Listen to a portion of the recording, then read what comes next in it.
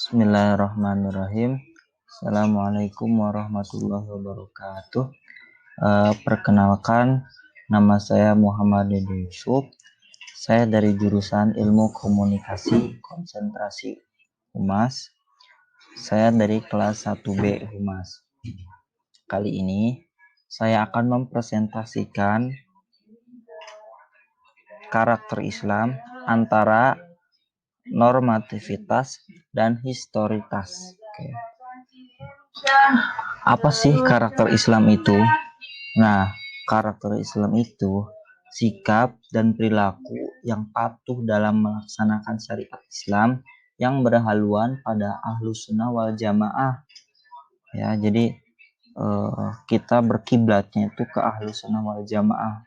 Nah, karakter Islam juga dapat dipahami sebagai upaya penanaman kecerdasan kepada anak didik dalam berpikir, khususnya kepada kita sebagai mahasiswa dan mahasiswi, bersikap dan berperilaku sesuai dengan nilai-nilai luhur yang menjadi jati dirinya diwujudkan dalam interaksi dengan Tuhannya, diri sendiri, antar sesama, dan lingkungannya. Ya. Nah, meliputi apa aja sih karakter Islam nih? Nah, karakter Islam juga meliputi tentang sifat, budi pekerti, akhlak, etika, atau tingkah laku yang bersifat keislaman. Ya, sama aja. Semuanya ada dalam Islam. Tadi kan kita sudah memahami karakteristik dalam Islam itu. Nah, sekarang pengertian normativitas dalam karakter Islam. Sekarang normativitasnya, norma. Nah, berasal dari bahasa Inggris, yakni norm, yang berarti norma, ajaran, acuan, ketentuan tentang masalah yang baik dan buruk, yang boleh dilakukan dan tidak boleh dilakukan. Adapun dalam studi Islam ini yang dimaksud pendekatan normatif, yakni suatu pendekatan yang memandang agama dari segi ajarannya yang pokok, yang asli dari Tuhan. Nah, di dalamnya belum terdapat penalaran pemikiran manusia. Jadi ya kawan, pada normativitas ini langsung dari Tuhan. Tidak ada campur tangan atau campur pemikiran dari kita semua. Tidak ada. Langsung dari Tuhan. Lanjut. Pengertian historitas dalam karakter Islam. Histori berasal dari kata bahasa Inggris yang bermakna sejarah. Apa sih sejarah itu? Nah, sejarah ini pengalaman masa lampau daripada umat manusia. Nah, saya mengutip dari Muhammad Amin Abdullah dalam bukunya, yakni Islam Historis adalah Islam yang ditelaah lewat berbagai sudut pendekatan keilmuan sosial, keagamaan yang bersifat multi dan interdisipliner, baik lewat pendekatan historis, filosofis, psikologis, sosiologis, kultural, maupun antropologis. Ruang lingkup. Nah, sekarang ruang lingkup Islam secara normativitas. Ada 3 ya ruang lingkupnya ini. Yang pertama itu tafsir, yang kedua itu hadis, yang ketiga itu teologi. Oke, lanjut. Tafsir itu apa sih?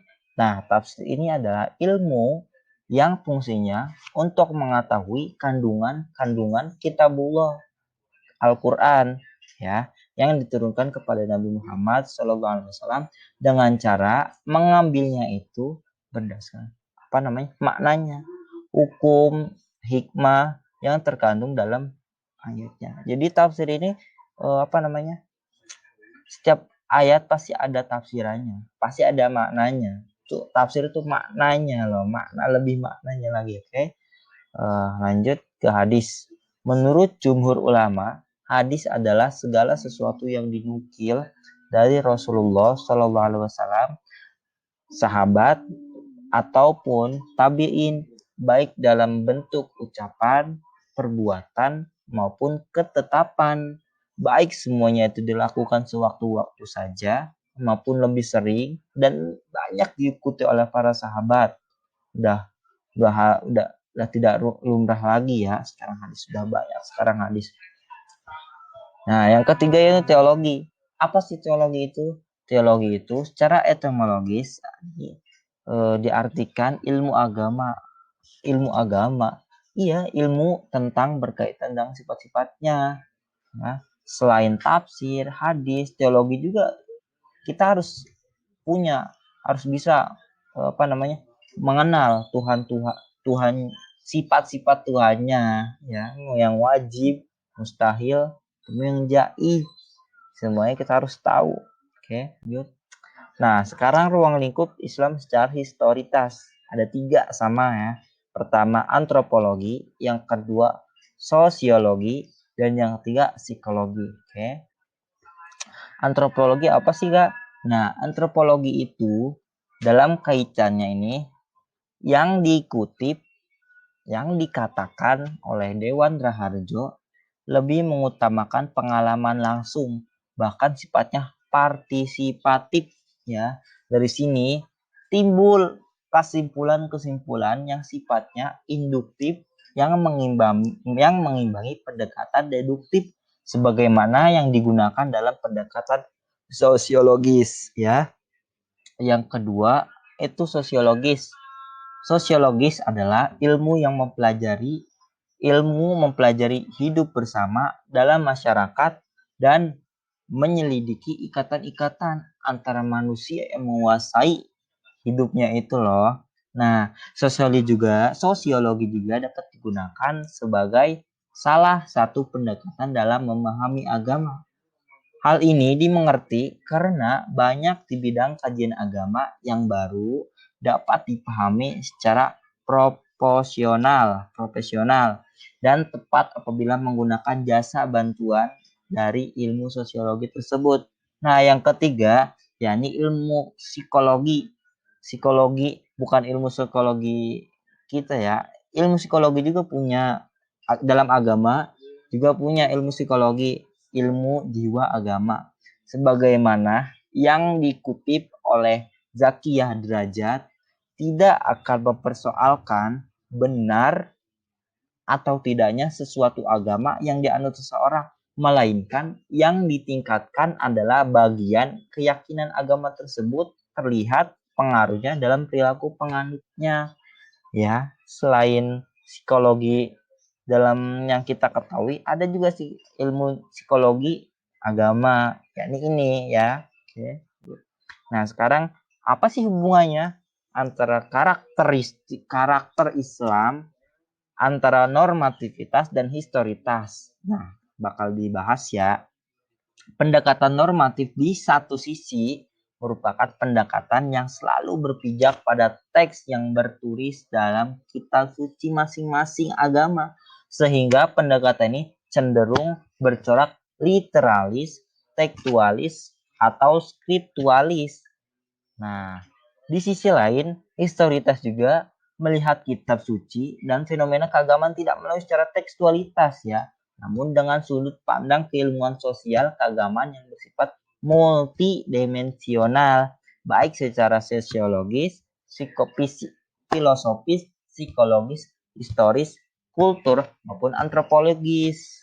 Nah, kesimpulannya, berarti kedua pemahaman atas keberagaman bisa bersanding dan beriringan jika pemahaman agama yang bersifat normativitas mau membuka diri atas pemahaman yang berkembang sesuai kondisi keadaan yang sebenarnya. Begitu juga pemahaman agama yang bersifat historisitas yang diharapkan mampu menahan diri dan tidak memaksakan untuk memberikan pemahaman akan keberagaman berdasarkan real kenyataannya kehidupan bermasyarakat yang menyampingkan dasar agama. Ya, segitu saja mungkin penjelasan dari saya dari karakter Islam antara normativitas dan historitas. Kurang lebihnya mohon maaf. Sekian dari saya. Assalamualaikum warahmatullahi wabarakatuh.